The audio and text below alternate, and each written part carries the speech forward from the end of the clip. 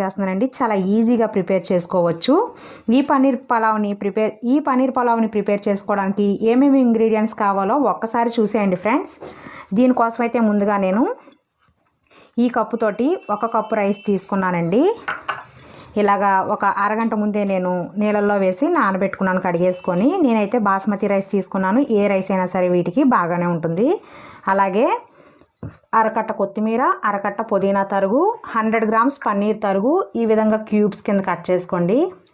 మీకు ఏ సైజు కావాలంటే ఆ సైజులో కట్ చేసుకోవచ్చు. కొంచెం పెద్దవి అయినా సరే బాగానే ఉంటుంది.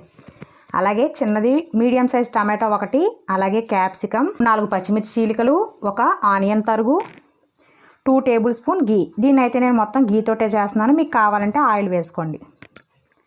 అలాగే 1 టేబుల్ స్పూన్ అల్లం వెల్లుల్లిపాయ పేస్ట్, 1 స్టార్ ఫ్లవర్, 1 7-8 లవంగాలు, 3 యాలకులు, 1 టీ స్పూన్ షాజీరా, 2 ఇంచులు దాల్చిన చెక్క, కొన్ని జీడిపప్పు పలుకులు, 2 బిర్యానీ లీవ్స్.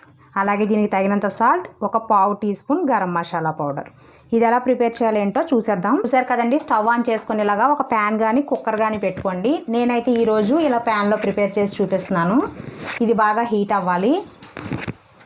చూసారు కదండి, ఇది బాగా హీట్ అయింది కదా. ఇప్పుడు దీనిలో మనం గీని అయితే వేసుకోవాలి.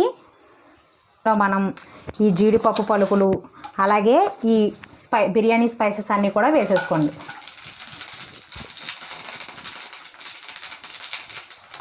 ఇలా ఒకసారి అంతా కూడా ఫ్రై చేసుకున్నాం కదా. ఇప్పుడు దీనిలోనే మనం ఆనియన్స్, పచ్చిమిర్చిని కూడా వేసుకోవాలి.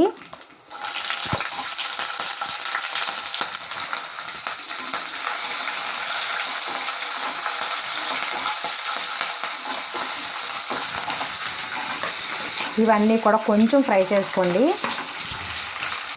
ఆనియన్స్ అయితే బాగా ఫ్రై అయిపోయినాయి కదండి. ఇప్పుడు దీనిలోనే మనం ఈ టమాటో పీసెస్ని కూడా వేసేసుకోవాలి. ఇవి బాగా మగ్గిపోవాలి. చూసారు కదండి, టమాటా అది కూడా ఫ్రై అయిపోయింది. ఇప్పుడు దీనిలోనే మనం ఈ అల్లం వెల్లుల్లిపాయ పేస్ట్ కూడా వేసుకొని ఒక 2 మినిట్స్ పాటు ఫ్రై చేసుకోవాలి. చూసారు కదండి, అల్లం వెల్లుల్లిపాయ పేస్ట్ అంతా కూడా ఫ్రై అయిపోయింది. ఇప్పుడు దీనిలోనే మనం కొంచెం కొత్తిమీర, కొంచెం పుదీనా వేసుకొని మిగిలింది మనం లాస్ట్లో వేద్దాం. ఇదంతా కూడా ఒకసారి ఫ్రై చేసుకోండి. ఇప్పుడు దీనికి తగినంత సాల్ట్ ఇక్కడే వేసేసుకుందాం. అలాగే గరం మసాలా పౌడర్ని కూడా వేసుకోండి. నేనైతే ఈ కప్పు రైస్ తీసుకున్నాను. దీంతో 1.5 కప్పు వాటర్ని వేస్తున్నాను. నార్మల్ రైస్ అయితే 1కి 2 వేసేసుకోండి. ఈ బాస్మతి రైస్ కాబట్టి నేను 1 కప్పుకి 1.5 కప్పు యాడ్ చేశాను. ఇప్పుడు ఇదంతా కూడా బాగా మిక్స్ చేసుకొని సాల్ట్ అది అంతా ఒకసారి చూసుకొని ఇది ఒక పొంగు వచ్చేంత వరకు మనం మరిగించుకోవాలి. ఇది పొంగు వచ్చేలోపు పక్క స్టవ్ పైన ఒక చిన్న ప్యాన్ పెట్టుకోండి. ఇది స్టవ్ ఆన్ చేసుకొని దీనిలో ఒక 1 టీ స్పూన్ ఆయిల్ని వేసుకోండి. ఆయిల్ అయితే ఎక్కువ అవసరం లేదు, కొంచెం ఒక 1 టీ స్పూన్ వేసుకొని ప్యాన్ అంతా కూడా ఇలాగా స్ప్రెడ్ చేసుకోండి. మనమైతే ఇప్పుడు పన్నీర్ని ఫ్రై చేసుకుందాం. ఇది కొంచెం ఫ్రై చేసుకోండి అటు ఇటు.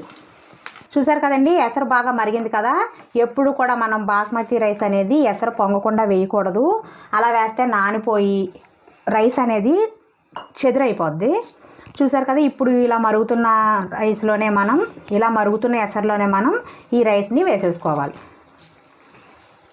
ఇలా నానబెట్టుకుంటే మనకి రైస్ అనేది చాలా సాఫ్ట్గా ఉంటుంది. అలాగే పొడవుగా కూడా అవుతాయి. ఇలా అంతా కూడా మిక్స్ చేసుకొని మనం ఇప్పుడు ఇలా ఫ్రై చేసుకొని పెట్టుకున్నాం కదండి, పన్నీర్ పీసెస్ని కూడా వేసేసుకోవాలి. ఇలా అంతా కూడా మిక్స్ చేసుకొని మనం క్యాప్సికమ్ ఉంది కదండి, ఈ క్యాప్సికమ్ కూడా వేసేసుకోవాలి. అలాగే కొత్తిమీర, పుదీనా కొద్ది ఉంచాం కదా, వీటిని కూడా మనం వేసేసుకోవచ్చు. ఇదంతా ఒకసారి బాగా కలిపేసుకోవాలి. మీడియం ఫ్లేమ్లో పెట్టుకోండి. ఈ వాటర్ అంతా కూడా దగ్గరికి వచ్చేంత వరకు మనం మీడియం ఫ్లేమ్లో పెట్టుకోవాలి. చూసారు కదండి, ఇలా వాటర్ అంతా కూడా కొద్దిగా దగ్గరికి వచ్చేసింది కదా మనకి. ఈ టైంలోనే మనం ఇలా మూత పెట్టేసుకొని సిమ్లో పెట్టేసుకొని ఒక 10 మినిట్స్ పాటు కుక్ చేసుకోవాలి. ఆ రైస్ అంతా కుక్ అయ్యేంత వరకు మనం కుక్ చేసుకోవాలి. చూసారు కదండి, ఒక్క 5 మినిట్స్ తర్వాత ఇదంతా కూడా స్లోగా పక్క నుంచి ఇలాగా ఒకసారి కలుపుకోండి. కిందకి పైకి కూడా అంత ఈవెన్గా మనం మూత పెట్టేసి ఇంకొక 6-7 మినిట్స్ పాటు వదిలేద్దాం. సిమ్లోనే పెట్టండి స్టవ్ అయితే. ఓకే ఫ్రెండ్స్, చూసారు కదా మనకి రైస్ అయితే పర్ఫెక్ట్గా కుక్ అయిపోయింది. ఇప్పుడు ఇక మనం మూత పెట్టేసుకొని ఇలానే ఒక 10 నిమిషాల పాటు ఉంచేయండి. స్టవ్ ఆఫ్ చేసేసుకోవాలి. 10 మినిట్స్ తర్వాత మనం దీన్ని సర్వింగ్ బౌల్లోకి తీసుకుందాం. ఇలా వదిలేస్తే మనకి రైస్ అనేది పర్ఫెక్ట్గా సెట్ అయిపోద్ది, ఇంకా బ్రేక్ అవ్వడం అది కూడా ఉండదు.